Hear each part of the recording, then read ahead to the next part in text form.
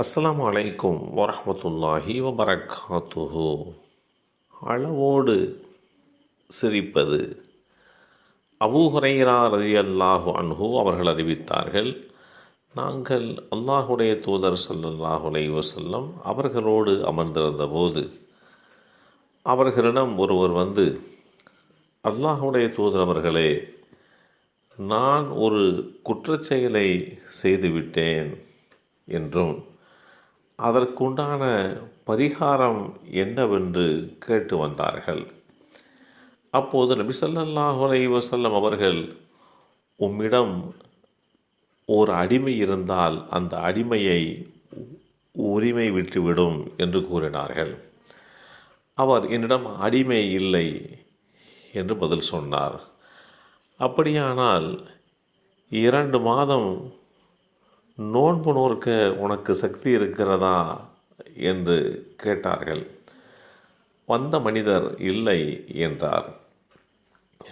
60 ஏழைகளுக்கு உணவளிக்க உனக்கு சக்தி இருக்கிறதா என்று நபி ஸல்லல்லாஹு அலைஹி வஸல்லம் அவர்கள் கேட்டார்கள்.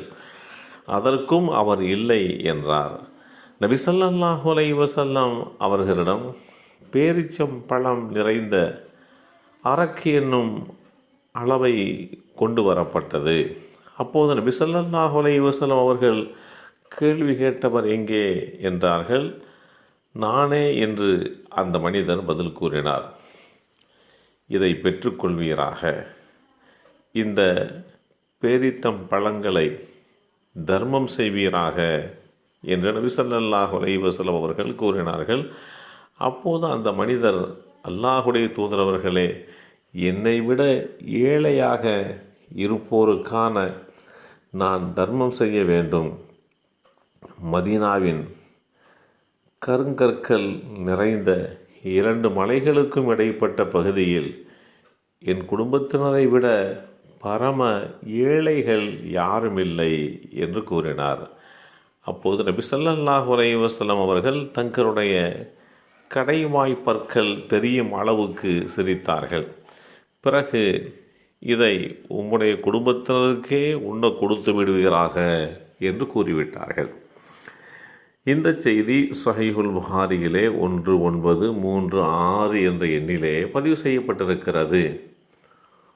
குற்றப்பரிகாரம் தேடி வந்தவர் ஏழைகளுக்கு கொடுக்க வேண்டும் என்று அவரிடத்திலே பேரிச்சம் பழங்கள் கொடுக்கப்பட்ட போது, நானே ஏழை என்று சொல்லி அந்த குற்றப்பரிகாரத்திற்குண்டான பொருட்களை அவரே எடுத்து கொண்ட போது அல்லாஹுடைய தூதர் சிரித்த செய்தியை இந்த நிகழ்வு தெளிவுபடுத்துகிறது. பொதுவாக மகிழ்ச்சியும் சந்தோஷமும் இன்பமும் வெற்றியும் ஏற்படுகிற போது மனிதர்கள் சிரிப்பதுண்டு.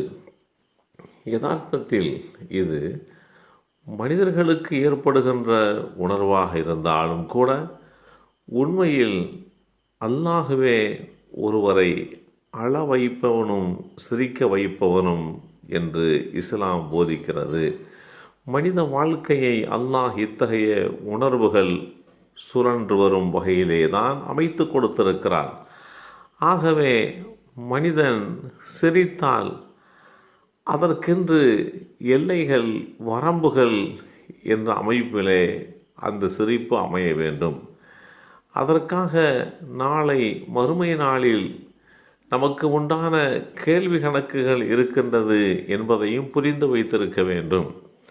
அவர்கள் குறைவாக சிரிக்கட்டும், அதிகமாக அழட்டும், ஏனெனில் அவர்கள் சம்பாதித்து கொண்டிருந்தவற்றின் அளவு கூலி கொடுக்கப்படுவார்கள். அல் குர்ஆன் அத்தியாயம் 9 சூரத்து தௌபா வசனம் 82 இந்த செய்தி தெளிவுபடுத்தப்பட்டிருக்கிறது. ஆக, வாழ்வின் யதார்த்தமாக நடக்கின்ற நிகழ்வின் போதோ, நகைச்சுவையான சம்பவங்களின் போதோ சிரிப்பது அனுமதிக்கப்பட்டிருக்கிறது. காரணம், அல்லாஹுவும் அல்லாஹுடைய தூதர் ஸல்லல்லாஹு அலைஹி வஸல்லம் அவர்களும் இந்த உம்மத்திற்கு, இந்த சமுதாயத்திற்கு தெளிவான ஒரு வழி காண்பித்திருக்கிறார்கள். அதனால் சதா எப்போதும் சிரித்து கொண்டிருப்பது, பிறரை கேலி செய்து சிரிப்பது, பிறரை துன்பத்தில் சிக்கி கொண்டிருக்கின்ற போது நாம் சிரிப்பது, நயவஞ்சகத்தோடு சிரிப்பது, பொய்யாக சிரிப்பது போன்ற சிரிப்புக்களை இஸ்லாம் அனுமதிக்கவில்லை. சில சிரிப்புக்களால் பாவங்கள் உருவாகும் என்று இஸ்லாம் எச்சரிக்கை செய்கிறது. குறைவாக சிரிப்பீராக. காரணம், அதிகமாக சிரிப்பது உள்ளத்தை மரணிக்கச் செய்கிறது, சரிவர இயங்க விடாமல் செய்து விடுகிறது என்று அல்லாஹுடைய தூதர் ஸல்லல்லாஹு அலைஹி வஸல்லம் அவர்கள் எச்சரித்த அந்த செய்தி அபூ ஹுரைரா ரலியல்லாஹு அன்ஹு அவர்கள் மூலமாக அறிவிக்கப்பட்டு ஸஹீஹ் இப்னு மாஜாவில் 3400 என்ற எண்ணிலே பதிவு செய்யப்பட்டிருக்கிறது. ஆக சிரிப்பதை குறைத்து கொள்ள வேண்டும், அவசியத்திற்கு சிரித்து கொள்ள வேண்டும். சிரிப்பதனால் ஏராளமான நன்மைகள் விளைவதாக அறிவியல் உலகும் மருத்துவ உலகும் தெரிவிக்கின்றன. எனவே அல்லாஹுவின் கட்டளையை ஏற்று குறைவாக சிரிப்பதற்கு நம்மை நாம் பக்குவப்படுத்திக் கொள்ள வேண்டும். எல்லாம் வல்ல அல்லாஹ் நமக்கும் நம் சந்ததிகளுக்கும் அருள்வாளிப்பானாக. அஸ்ஸலாமு அலைக்கும் வரஹ்மத்துல்லாஹி வபரகாத்துஹு.